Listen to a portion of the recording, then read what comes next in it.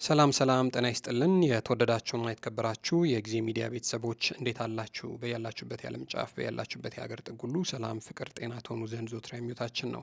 ኤልያስ ደግነት ነኝ። የምትከታተሉት ጊዜ ሚዲያን ነው። በዛሬው መሰናዷችን ልክ የዛሬ ወር አካባቢ አንድ ሕፃን ልጅ ማለትም የአድዋ ድል በዓል ላይ አንድ ሕፃን ልጅ ከቤቱ ተሰርቆ መጥፋቱን በተመለከተ ነግረናቸው ነበር። አንድ ግለሰብ ከረሜላ ልግዛልህ ብሎ አታሎ እንደወሰደው ከቤተሰቦቹ ባገኘነው መረጃ ነግረናቸው ነበረ። በወቅቱ እኛ ያንን ፕሮግራም ስንሰራ ልጁ ከጠፋ በ8ኛው ቀን ነበር ያንን ፕሮግራም የሰራ ነው። ታዲያ ይህንን ጉዳይ በተመለከተ አሁን ምንድን ነው የተፈጠረው ነገር? ልጁ ተገኘ አልተገኘም ወይ ብለን ቤተሰብ ጠይቀን ነበር። ከቤተሰብ የሰማነው ነገር ግን እጅግ በጣም አስገራሚም አስደንጋጭም ነገር ነው። ልጁ መታገቱ ተሰምቷል። ታግቶም ደግሞ ቤተሰብ ብር ተጠይቆ ነበረ። ቤተሰብ የተጠየቀውንም ብር ቢከፍል ግን ልጃቸውን ማግኘት አልቻሉም። ምንድን ነው የተፈጠረው ነገር?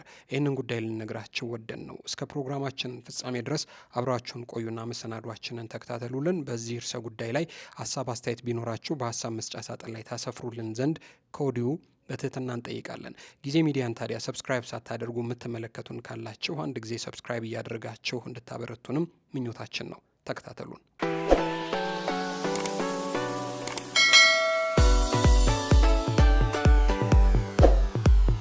ሄሎ። አቤት። ጤና ይስጥልኝ። አብሮ ይስጥልኝ። እንዴት አላችሁ? አልሐምዱሊላህ። እንዴት አለ? ሰላም ነው። አልሐምዱሊላህ ሰላም ነው። ይመስገን ጌታ። እንደው ምናልባት ለመጀመሪያ ጊዜ የሚመለከቱ ካሉ ይሄንን ፕሮግራም እስኪ ራስን አስተዋውቅልንና ያው ከኔ ጋር እንኳን ለሁለተኛ ጊዜ ነው የተገናኘ ነው። ከዛ በኋላም ተደዋውለናል። ወደ ጉዳያችን እንገባለን። እሺ፣ ያሲን እባላለሁ። የሙባረክ አጎት ነው። መልካም። እንግዲህ ሙባረክ ከዚህ ቀደም መጥፋቱን በተመለከተ እኛም ፕሮግራም ሰርተን በተለይ ደግሞ ይህንን ፕሮግራም የሚመለከቱ ሀገር ውስጥ ያሉ ሰዎች ጉዳዩን በተመለከተ የሚያውቁ ከሆነ እንዲጠቁሙና መረጃ እንዲሰጡ በሚል የልጁን ሁኔታ እንዴት እንደጠፋ ተነጋግረን ነበረ። ሙባረክ አሁን ከጠፋ ስንት ቀኑ ነው? ሙባረክ ተጠፋ ዛሬ 23 አንድ ወር ነው። ዛሬ ወር በ23 የካቲት 23 የአድዋ ድል በዓል ቀን የጠፋው ዛሬ 23 በቃ ዛሬ ላይ አንድ ወር ሞላው። አንድ ወር ነው። አዎ ስንደዋወል ቀናት ሲቀሩት አካባቢ ነበር የተደዋወል ነው። የተደዋወል ነው በጠፋ 8ኛ ቀኑ ላይ ነበር እና የተደዋወል ነው ከእናንተ ጋር ከኛ ጋር። በዛ ሰዓት ድረስ ምንም አይነት ድምፁን አልሰማንም ነበረ። ሙባረክ በጠፋ በ13ኛ ቀኑ ያገተው ሰው ደውሎ ልጁ ከኔ ጋር ነው ብሎ የልጁን ድምፅ አሰማን። ረጅም ሰዓት ስልክ ሰጠው፣ አወራን። ከዛ በኋላ በቃ ምንድን ነው የምትፈልገው አልነው። በቃ የምፈልገው ብር ነው፣ 600 ሺህ ብር አስገቡ ልጁን እለቃለሁኝ አለ። 600 ሺህ ብር ካስገባን ዛሬ ራሱ ወደ 12ኛ ቀኑ ነው። 600 ሺህ ብር አስገባን። ከዛ ወደዚህ ልጁን ስልክ ይሰጠዋል፣ ያወራናል። በቃ ዛሬ ነገ መልሳለሁ ይላል። እስካሁን ድረስ ግን ሙባረክ ከኛ ጋር ሊገናኝ አልቻለም፣ አላመጣውም። አሁን ላይ ራሱ ስልክ ታጠፉ 5ኛ ቀናቸው ነው። ልጁንም አላገኘነውም። ሰውየውም ስልኩም አይሰራ፣ ልጁንም ደውሎ አላገናኘንም። 600 ሺህ አስገባችሁላቸው? 600 ሺህ አስገብተናል። ምን ያህል ጊዜ አወራችሁት? ልጁ ሙባረክ ግን ራሱ ነው? ሙባረክ ራሱ ነው። በጣም ረጅም ሰዓት ይሰጡታል። ራሱ በደንብ ነው የሚያወራል። እያንዳንዱ ሁሉንም ቤተሰቡ ሁሉም ስንጠይቀው ይመልሳል። ሁኔታው ስታወሩት? ሁኔታው ስናወራው ደህና ነው ልጁ።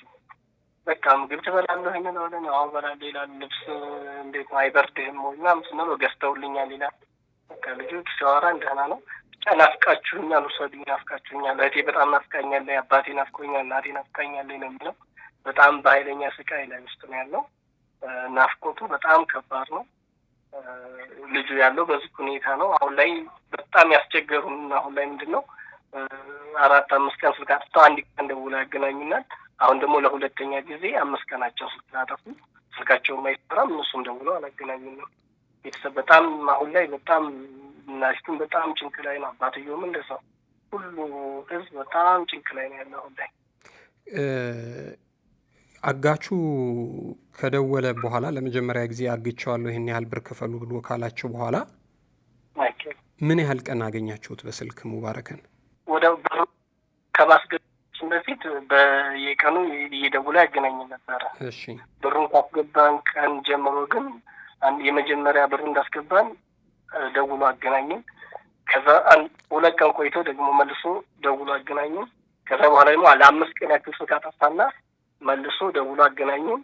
አሁን ደግሞ ሁለተኛ መልሶ 5 ቀን ሆኖ እንደዚህ ስልኩን ካጠፋ። ከፖሊስ ጋር ተያይዞ ምንም አዲስ ነገር የለም? ምንም አዲስ ነገር የለም። እናቲቱስ እንግዲህ ሰማች? እሷ ነገራችኋት? አዎ እናቲቱ ሰምታ በጣም በቃ በጣም በኃይለኛ ስቃይ ላይ ሆነች። እዛም አረቢቱን በጣም ረበሸች። በቃ ምንም ጭራሽ መስራት አልቻለችም። በቃ በጣም አእምሯ ሲበላሽ በቃ የኢድ ቀን መልሰ ወደ ኢትዮጵያ መጣች። አሁን ቤቷ ነው ያለችው። በጣም አእምሯ ተበላሽቶ ነው ያለችው። በቃ ጭራሽ በየቀኑ መጣች ወደ ኢትዮጵያ የገባች ቤቷ ነው ያለች። በቃ በቀን ማታ ሙባረክ ነው የምትለው። አእምሯ ራሱ ልክ አይደለም። የት አካባቢ ነው ያላችሁት? ቃሊቲ መብራት ኃይል እንጂ አሁን ስታወሩት ግን በደንብ ግን ያወራል፣ ለይታችሁታል ምናምን?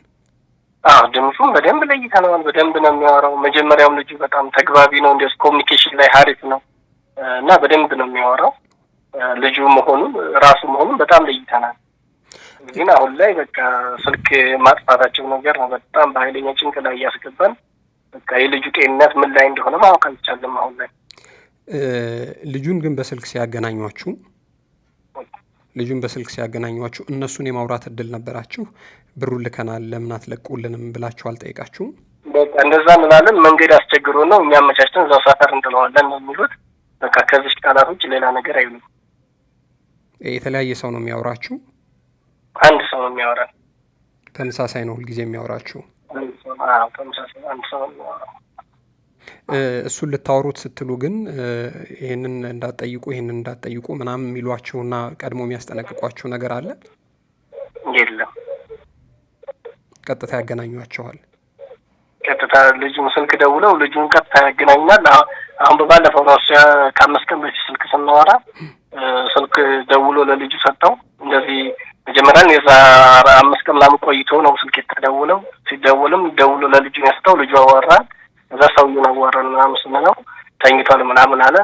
ማውራት ፈቃደኛ አይደለም። ከዛ በቃ ሲነሳ ደውላለሁ መልሰህ ስልክ እንዳታጠፋ በለው ንገረው አለ። ከዛ የተወሰነ ደቂቃ ከቆየ በኋላ መልሰን ስንሞክረው ስልኩ አይሰራም፣ ስልኩን አጥፍቷል። ሰውዬውንም ማግኘት አልቻልንም። እንደው ለምን ያህል ደቂቃ ታወሩት ነበረ ሙባረክን? ከዛ በፊት ረጅም ሰዓት ይሰጠዋል። ሙሉ ግቢውን ተከራዮቹን ሁሉ ነገር ያወራ ነበረ ከኛ በተጨማሪ። ስለዚህ ረጅም ሰዓት እንድታወሩት እድል ይሰጣል። ረጅም ሰዓት እንድናወራው ልጁም ይሰጣል፣ ስልክ ይሰጠው ነበረ። የመከፋት የማልቀስ ሁኔታ ነበረው? በጣም ናፍቄያለሁ ውሰዱኝ፣ እህቴ ናፍቃለች፣ ናፍቄያለሁ፣ እህቴን ናፍቄያለሁ ውሰዱኝ ነው የሚለው። እህቲቱ ደግሞ በጣም አስቸግራለች። ጠዋት ላይ ስንወጣ ሙባረክን አንጥልኝ፣ ሙባረክን የምታመጡ ነው የምትሄዱት ትላለች። ገና የ3 ዓመት ህጻን ልጅ ነች።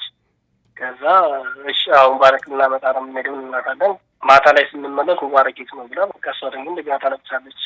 እሷ ደግሞ ሌላ ታስቸግራለች በጣም እንጂ ይሄ ድምፁ ላይ ስትሰሙት የመጎዳት ቅስስ የማለት የመታመም የመራብ የመጠማት አይነት እሱ ነገር አይታይበትም። በቃ ናፍቄያለሁ ነው እንጂ የሚለው እሱ ነገር ገና ነው። አሪፍ ያወራል። የመዳከም ምናምን ነገር አይታይበትም። ለምሳሌ አሁን አንተ ሌላ ቦታ ሆነህ በስልክ ከዚህ ቀደም ስታወራው የምትሰማውን አይነት ድምፅ ነው የምትሰማው? የተቀየረ ነገር የለም? የተቀየረ ነገር የለም። እሱ ነው የምትሰማው። እንደው ምናልባት የቅርብ ሰው ነው ብላችሁ ልጠረጥሩ የምትችሉት ሰው ይኖር ይሆን እንዴ? ምንም ነገር የለም። በቃ እኛ ይሄ ስራ አሳስዳል ወይም ከዚህ ሰው ጋር ይሄ ሰው እንደዚህ ከኛ ጋር እንደዚህ አይነት እንትን ነበረው የምንለው ነገር ምንም ነገር የለም። ለምን እሱም እንደ የኑሮው ሁኔታ ከአሁን በፊት እንደገለጽ ነው ወደ ሸኖ አካባቢ ኮንስትራክሽን የቻይናዎች ጋር ነው የሚሰራው እና ብዙ ጊዜ ፊልድ ነው የሚቆየው። መጥቶ ራሱ 1 ሳምንት አይቆይም ቤቱ የሚኖረው። በዛን ሰዓት በሚቆይባቸው ጊዜያት ደግሞ ከማህበረሰቡ ጋር በጣም በቃ የሆነ ሶፍት የሆነ ግንኙነት ነው እንጂ ያለው ከማንም ጋር እንደዚህ ሸካራ የሆነ ግንኙነት ነገር የለውም። ከአሉት ማህበረሰብ ጋር በቃ ተግባብቶ የሚኖር አባት ነው ያለው እና በቃ እንደዚህ ከእንትና ያስወስደዋል ወይም እንትና እንደዚህ ያደርጋል የምንለው አካል የለም እስካሁን ድረስ። እንደዚህ ለክፉ ሰጥቶ ሊያሳግት የሚችል ነገር የለውም። በቃ እኛ እስከማውቀው ድረስ እንደዛ ነው። በቃ የኛ ሀሳቤ እንደዛ ነው። ያው ከሌላ ሰው ሌላ ጎረቤት እንዲሆን ማንኛውም ነገር አንተ የምታስበው ነገር ላያስቡልህ ይችላሉ። በቃ አንተ በማታስበው የማትጠብቀው ሰው ሊያስወስደው ይችላል የምትለው በራስ ግምት እንጂ በጭራሽ እኛ ከሰው ጋር እንትና እንደዚህ ያደርገናል ብለን የምንለው አካል የለም። አይ መልካም እንግዲህ እስቲ እኛ ፈጣሪ በሰላም እንዲመልሰው ከመጸለይ ውጪ ምንም የምንለው የለም። ግን እስቲ አሁንም ይሄንን ቪዲዮ ለሚያዩ ለሚሰሙ ተመልካቾች፣ የመንግስት አካላት ምንድነው ማለት የምትፈልጉት ማስተላለፍ የምትፈልጉት ነገር? እኛ ማስተላለፍ የምንፈልገው በቃ እባካችሁ በቃ በጣም ተጨንቀናል። ቤተሰብ በጣም ተጨንቆ ነው ያለው። በሀገር ውስጥም በውጭም ያሉ ኢትዮጵያውያኖች በጣም ተጨንቆ ነው ያለው በሙባረክ ጉዳይ። በጣም ቤተሰብ ሁሉ በቃ እህት የ3 ዓመት ህጻን ልጅ አለች። ስታለቅስ ነው የምትለው። ትምህርቷን ሙባረክ ሳይመጣ ትምህርት አልሄድም ብላ ትምህርቷን ያቋረጠችበት ጊዜ ላይ ነው አሁን ያለችው እና ስደተኛዋ እናቲቱ ራሱ ወደ ኢትዮጵያ ገብታለች። በዚህ ምክንያት አእምሮዋም ትክክል አይደለም። እባካችሁ የህግ አካላቶችም የኢትዮጵያ ህዝብ በሙሉ ሙባረክን ያየ እባካችሁ ተባበሩና ወደ ቤቱ አንጡልን ነው የምንለው። እኛ መልዕክት የምናስተላልፈው ይሄን ነው። እሺ መልካም እንግዲህ ፈጣሪ ከእናንተ ጋር ይሁን። በርቱ። እንግዲህ ሾህ ሳይወጋው እንቅፋት ሳይመታው በሰላም ወደ ቤቱ ተመልሶ ደግሞ ተገናኝተን በደስታ እንድናወራ ያብቃን።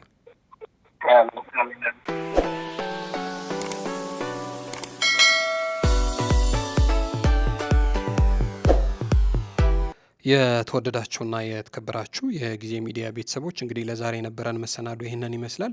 እንደዚህ ያለ ሁኔታ ውስጥ ነው እንግዲህ ያለ ነው። ቤተሰብ የተጠየቀውንም ብር ከፍሎ ልጅንም ሳይሰጥ እናትም ልጄንም አሳድጋለሁ ህይወቴንም እቀይራለሁ ብላ ከሄደችበት ባህር ማዶ አይምሮዋ ታሞ መስራት አቅቷት ሀገር ቤት ድረስ መጥታ እንደዚህ ልጅን መልሶ ለማግኘት ያሁሉ ብር ተከፍሎ እንዴት ያለ ጉዳይ እንደሆነ መገመት እጅግ በጣም ከባድ ነው።